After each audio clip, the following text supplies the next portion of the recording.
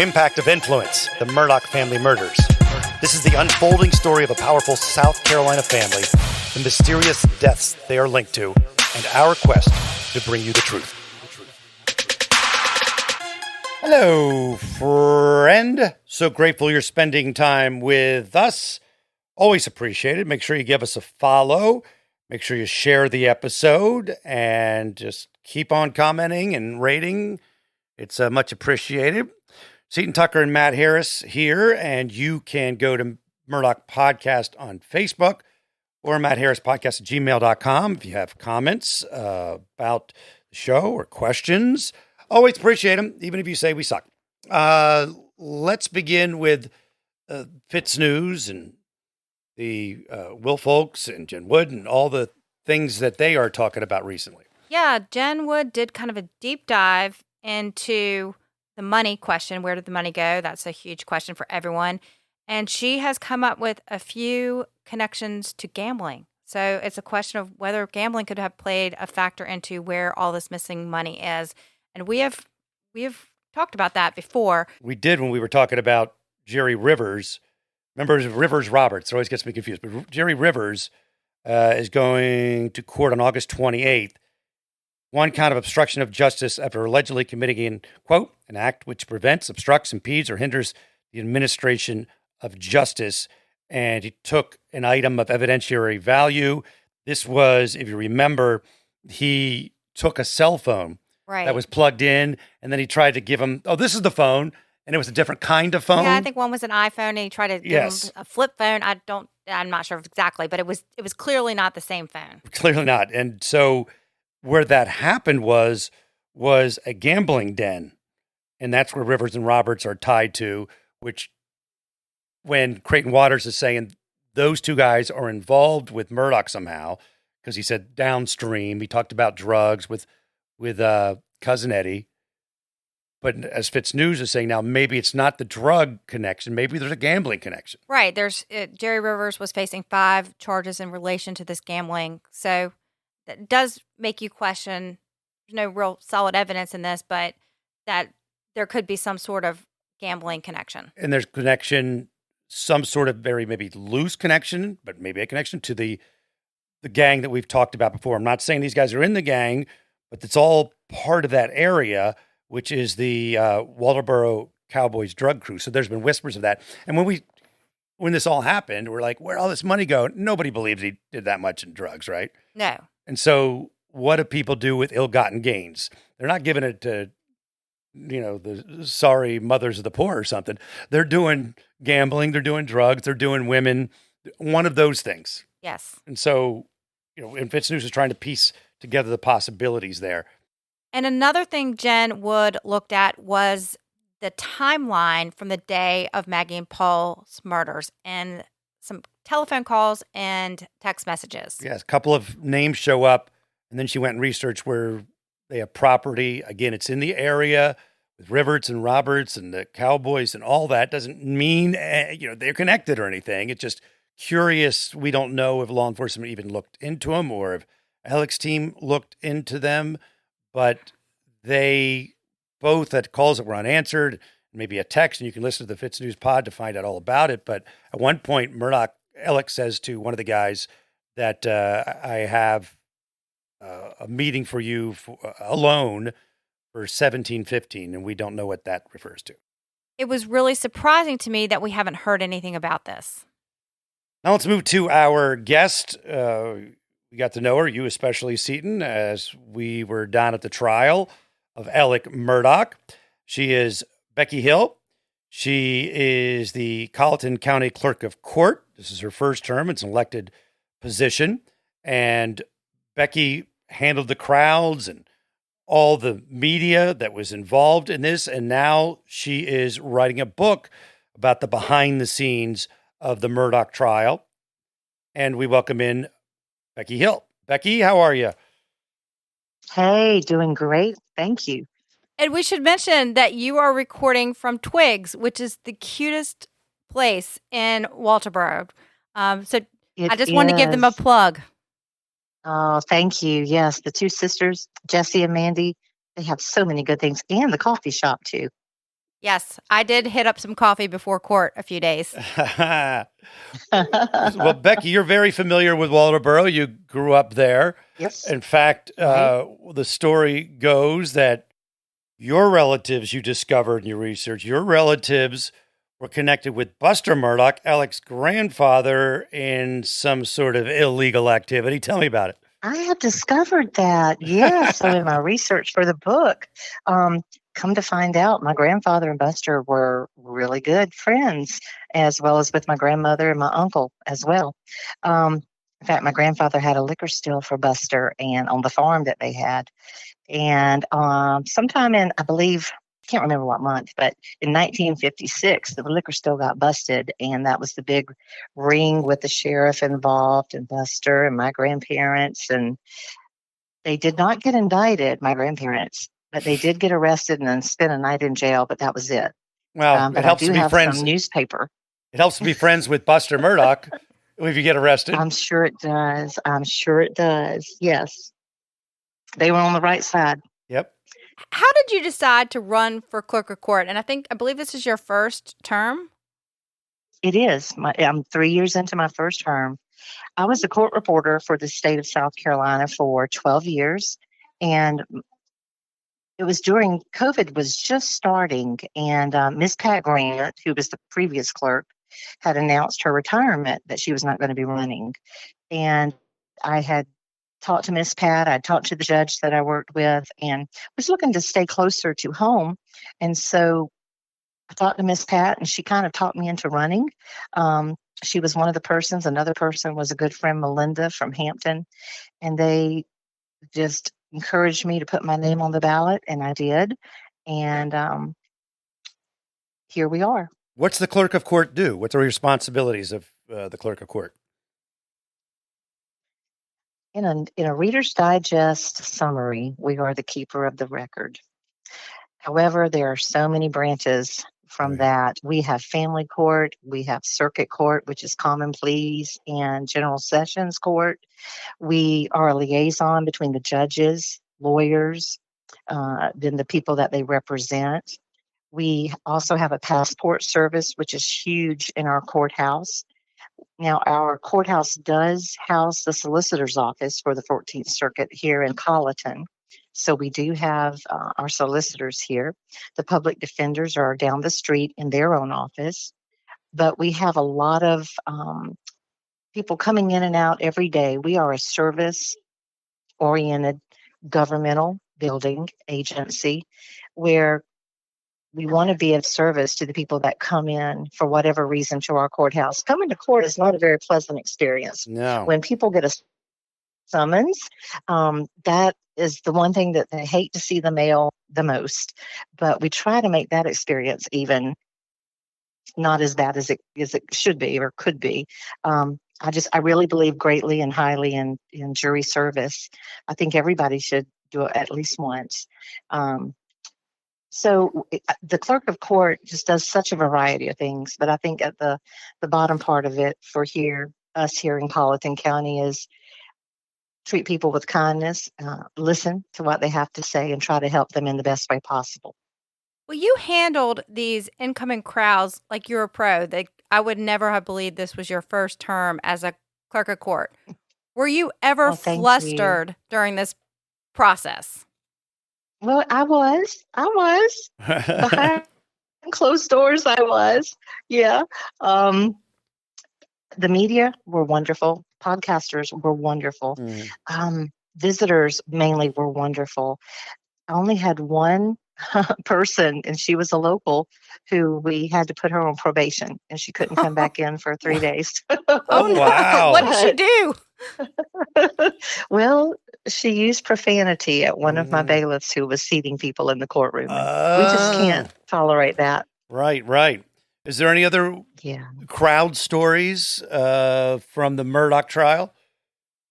Oh, we have a lot of crowd stories, and a lot of that will be in my book as well. But let's see what I could share with you. We had a young man from North Carolina come one day who said that he was very familiar with Mr. Alex Murdaugh and had seen him when he was a child. And he also had some interaction with Bill Gates and people of notoriety. But Alex Murdaugh was a person that came to him.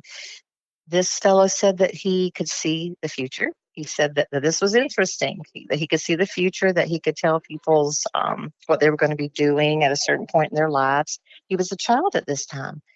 And he had asked me if he could come and talk to me. So I wanted to at least talk to him. I had law enforcement come with me, and he did drive from North Carolina to Baltimore.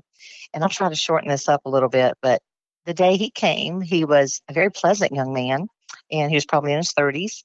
And he did come into the courtroom for a short while, and he was just telling me about his experience with Mr. Alex Murdaugh, and that he had foretold Mr. Murdaugh that something like this was going to happen in his life. I mean, he said it very specifically.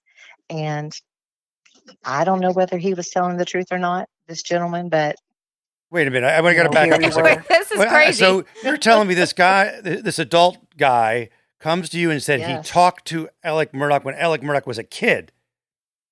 Well, when he was a kid, Alex came to him probably when he was in his 20s, it sounded like. Okay, so, but long before all this stuff.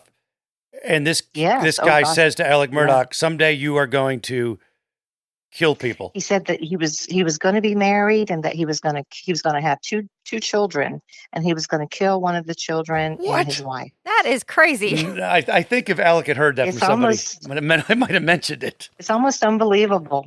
Yes, Yeah. it is. It is. Well, he said this would have happened in about 2000 or 2001. Wow. Well, you just mentioned that you're writing a book, which is called Behind the Doors of Justice. When did you decide to write a book, and when will it be out? Tell us about it. Okay. I think I first got the idea to write the book when we were preparing for the trial about 4 months before January of 2023, when we heard that the judge had ordered the trial to be fast-tracked and that it would be held in January. So we did a lot of preparation here in Colleton. We met with law enforcement. We met with city officials, county officials. Everybody came together so well. And in bringing the food trucks, we knew that we were going to have a lot of people here like we had never seen before. And that turned out to be so true. But it was done so well. I think it was a class act with how everything was represented. So with the book, I kept copious notes during the trial. And the more that the trial went on, I could just tell that there was such a story to be told behind the doors of what was going on. There were so many things, like the egg lady, and what about those eggs, and more into the story of what was going on there. So many things with the judge, with the people that came in the crowds meeting at 3:30 in the morning sometimes, and different things that went on with the media, and just some good stuff that we had going on. So the idea came, and when the trial ended, I took 2 weeks off and to wrap my head around life and getting back to a normal kind of pace. And on the third week, I said, I really need to put this into writing. And that's when it happened. I connected with Neil Gordon, who lives in Augusta, with his wife, Melissa, who's a photographer. And she had been to Colleton, and I met her on like the second to the last day of the trial. She and I immediately bonded, and we exchanged names, numbers, and she was telling me a little bit about her husband and the business that he was in. And so we connected about that third week in March, and the idea for the book became born. And I wrote furiously from the end of March until June, probably June the 1st. So the book is in the process of being produced and published. The due date for it is August the 1st. Oh, wow. It's coming up fast. Yes, it is. It is. It is. You just mentioned a minute ago, so we could go back to that for a second. People arriving at as early as 3 a.m. and you weren't open, the courts didn't open until 9. And I think they said don't camp out. You were not allowed to camp out. Right?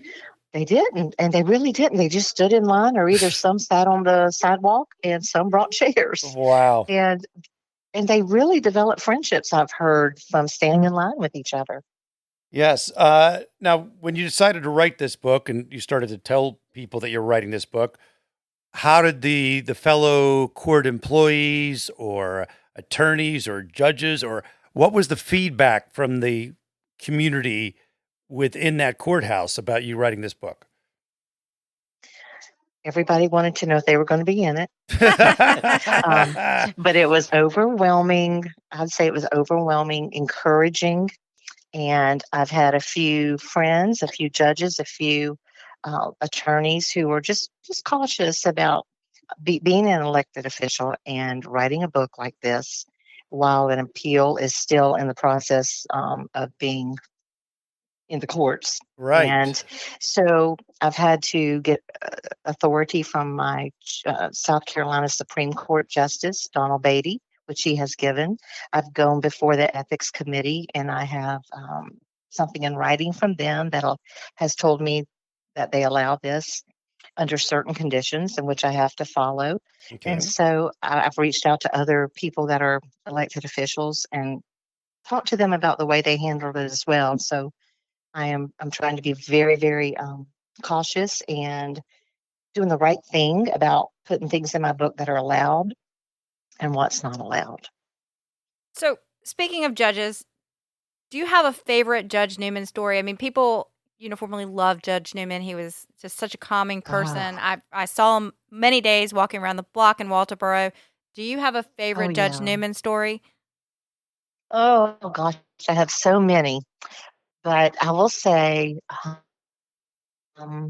in preparing for the trial, we would call each other all the time. And he would normally call me about 7:30, 8 o'clock at night, and I'd be either cooking supper or washing the dishes. And we'd talk for about an hour.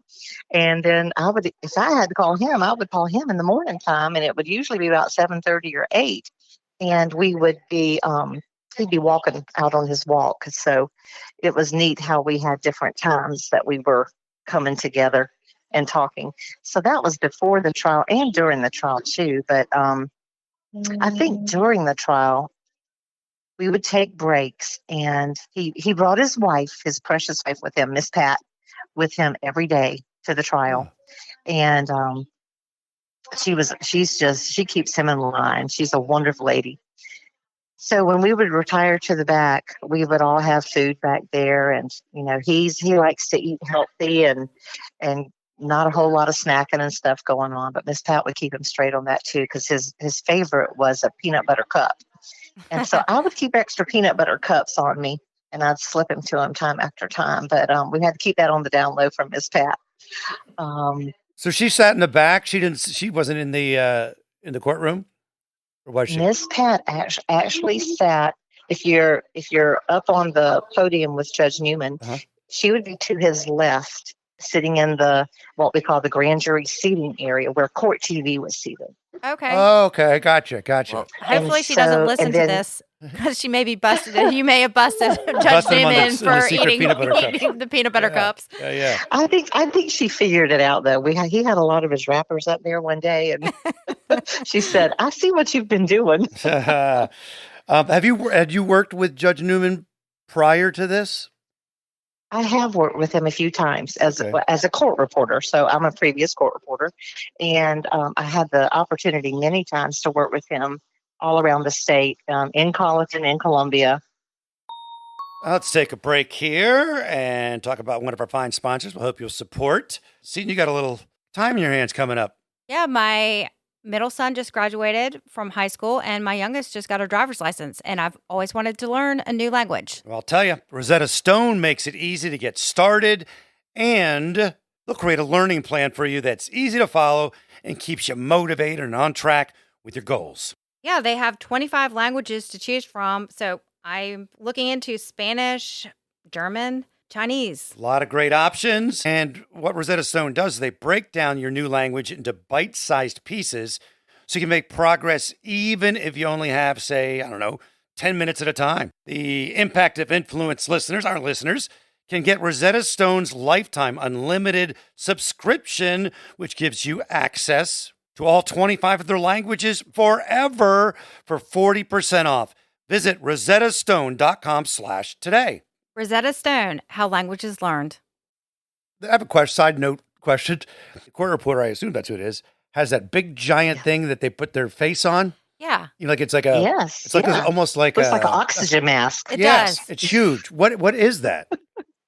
So this is the voice method of doing court reporting. The stenotype method has been the old um, way that we've done it for a long, long time, and it's still being done. I mean, you can't dispute that. But with digital technology coming, into our world, the voice method has made it possible. Train your dragon. I don't know if you've heard that philosophy. No. That's a software that the digital system uses. And so you have a computer, you have the mask that you put up to your mouth, and it does look like an oxygen mask. And sometimes you do need one, but it actually is taking down whatever you're speaking and putting it up on a screen on your computer. Are you repeating what you're hearing the judge and people in? Yes, you have to really Oh, be good at multitasking, but wow. you are I taking could down never do that. everything everybody is saying. That's why the judge, wants to maintain order. That's why we want attorneys not to speak over each other. That's why we want Okay. witnesses to speak up. So, yeah, the court reporters. That is a technique that I'm assuming you have to spend some time learning, because to keep up with, depending on how fast the person's talking. And I noticed it now that you mentioned that, because I remember Judge Newman a few times and I wondered why he was doing it. He was like, ask a couple of the people who were testifying. He said, can you please slow down? And I Right, wondered why that right. was, because I'm like, okay, that's how he talks. Yeah, But now I get it. yeah. Wow, Huh. interesting. I will tell you, the court reporter is really the most important person in a room to preserve the record for how it needs to be preserved. The judge is definitely the most important, but the court reporter kind of trumps that at times. You Sure. can't have a proceeding without the court reporter. And the person and the judges can't look back on that to see if there's appeal or this or that was done wrong, right? I mean, You no longer need to be able to Exactly. type 250 words a minute, right? you have to talk 250 words a minute. Right, right, Yeah, right. that's cool. I want to go to one of the big things that happened there, and everybody was impressed how it was handled. The bomb threat. Now, was it Yes. something that you had practiced, like literally gone through the steps, or was it something you had in a meeting? Here's what we'll do if it happens. Explain how that all played out. That is such a good question. So the bomb threat was something that we had prepared for in case we got one. It's just in our internal methods and things that we should be ready for, just like a natural disaster. And we have not had a bomb threat probably in the last 25 or 30 years, is what I've heard. So we had practiced where we would go. Everybody knew what to do. But the most important thing was knowing where to go and getting the judge and the jury and the court personnel to the place that we needed to have them protected. So we knew that was important, and that helped tremendously when that bomb threat came. And of course, a lot of us thought that the bomb threat came from someone regarding the trial Right. and with the Murdaughs, but it did not. Surprisingly, it came from. So we had other departments and other family courts going on at the same time that we had the Murdaugh trial going on. So business was operating as normal as we could in other departments. So family court was going on, and it was Daddy Day, Child Support Day, and so an inmate from Ridgeland had come over and had asked a friend of his to use the phone that they were allowed to use to call the Colleton County Courthouse and say there's a bomb threat.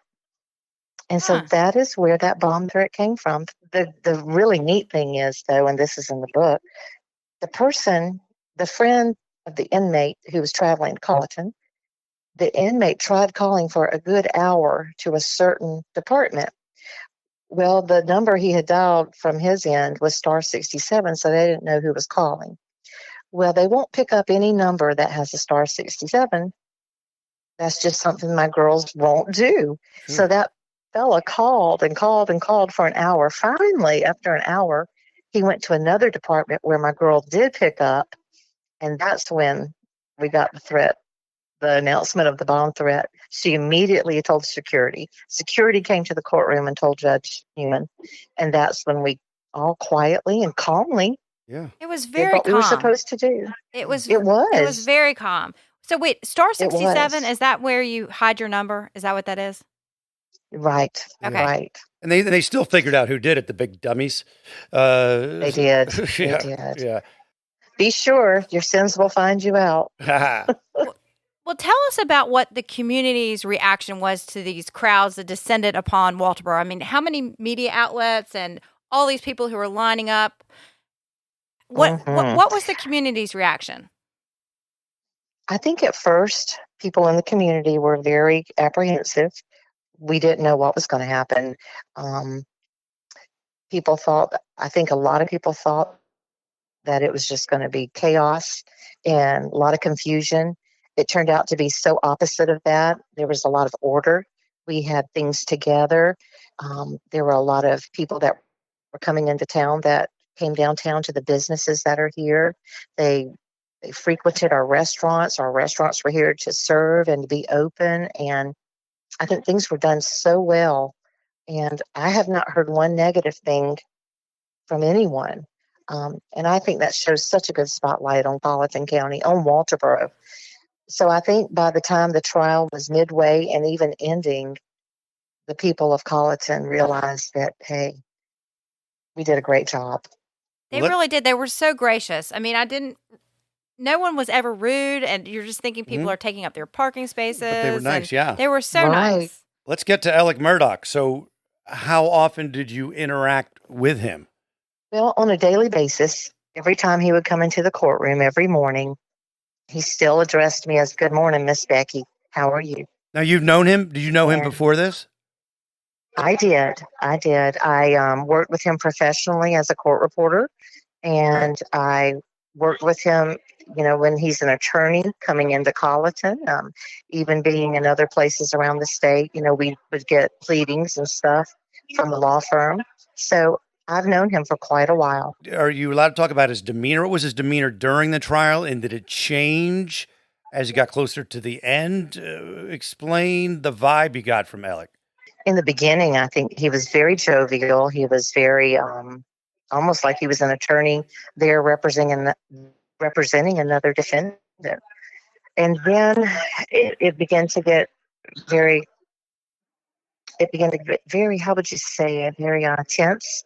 The air got a little tighter when the prosecution brought out the fact that the Snapchat video gave a different story than what he was telling. Yeah. And as the trial went on, things became more tense, and not a whole lot of talking there at the ending days of the trial, and especially the ending days. It was very tough. Just the courtroom was filled with a lot of emotion. You were the person who read the guilty verdict, and I was in the courtroom at this. It was really surreal. How was that for you? Wow. It didn't hit me until I knew the jury had a verdict. And then I thought, oh my goodness, I now have to read a verdict. I don't know what it is, but I hope it's the right thing. And I had to wrap my mind around that because I knew that it would be going out broadcast to around the world. And then Judge Newman and I had not talked about what I would be reading. Normally, the jury writes down their decision, their verdict on a jury form. And we didn't have that. Judge Newman is old school, and he used the indictment that was Alex Murdaugh's. So the 4 indictments I had to read. That's why if you go back and you look at the videos, you'll see a little bit of confusion there where I turn back around to him and he says, read it from front to back, and he tells me what to do because I always have a verdict form. And so I finally got the message and knew what I had to do. That's why I read everything from top to bottom. I didn't want to miss anything or screw anything up. So once I got through the first indictment, I was ready to go on the next 3. Was that the first time you saw the verdict, was when you were reading them, or did you see it before everybody came out? No. That's the first time. Okay. First it goes to the judge, and the judge sees what's written, and then he hands it to the clerk of court. In your head, were you thinking, okay, millions and millions and millions and millions and millions of people are going to be watching me read this, or was that blocked out? At first, it was in my head, and then it quickly went out as I started doing my job and treating it just like I knew I had to, just like any other trial that we had. And I was in my role when I started reading the verdict and going from the first to the second to the third to the fourth. That's and none of us expected it to be that come back that quickly. I don't think. I mean, Steve and I were like having a drink. And Yeah, like, we were. did you? I mean, you didn't expect it, I would imagine. We had heard talk that some people thought it was going to take all weekend. Yeah. Some people thought it would take into the next week.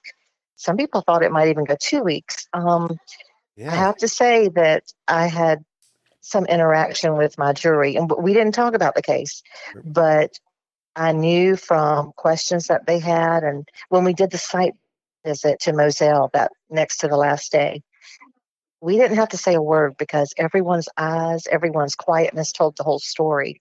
And it showed being there on that property.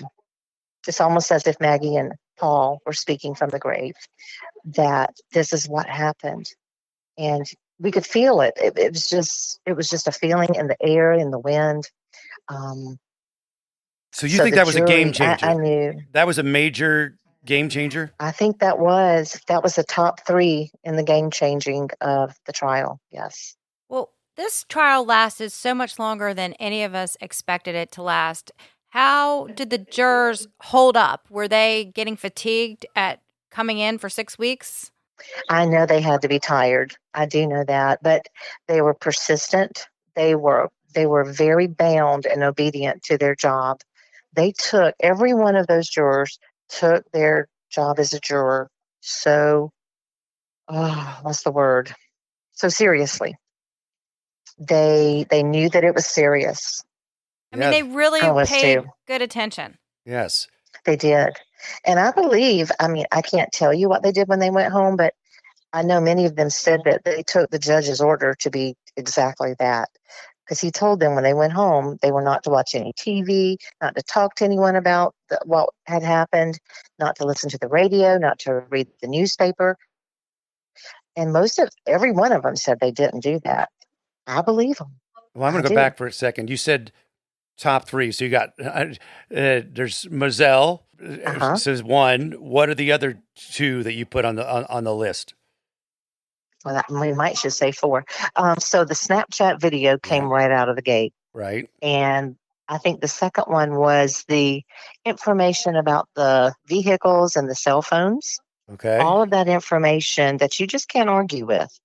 That tells a tale that is specific to a time and where a person is. And then the third one I would say would have been the visit to Moselle.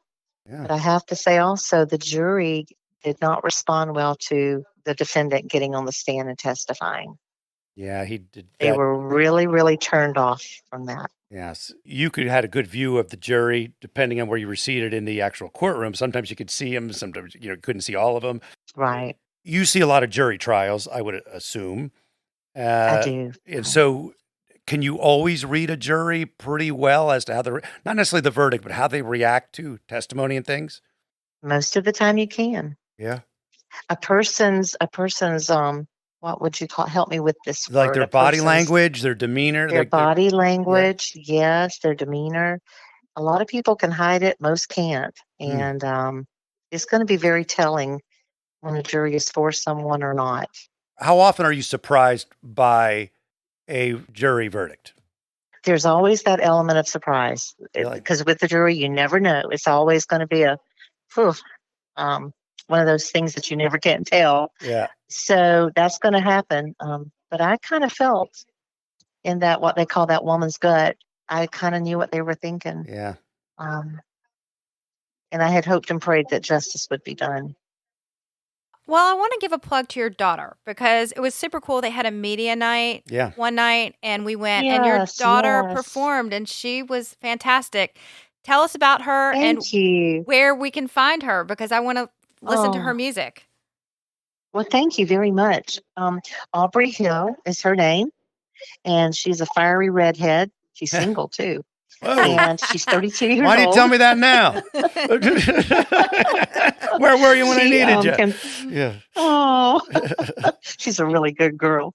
And she is working at Compass South here in Walterboro. She is their office manager and administrative assistant in real estate.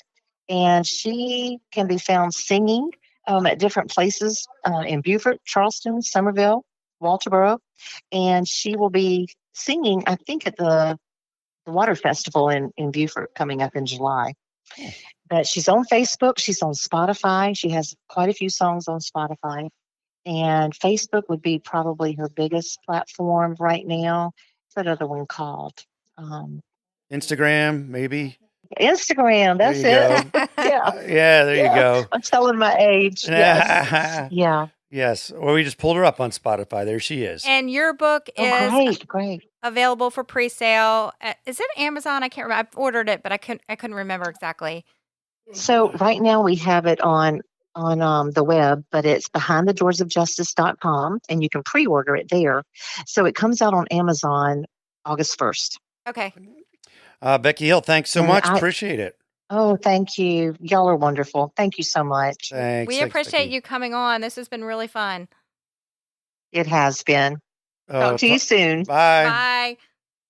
So speaking of books, I want to plug, if you need a break from true crime, my husband's college roommate wrote a book called The Success Paradox, and it's available on Amazon. It's really interesting.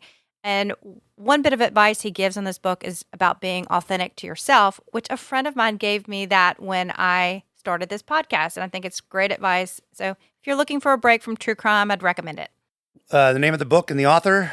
It is The Success Paradox by Gary Cooper. Okay, so if you're looking for another podcast to listen to. Yes, very exciting.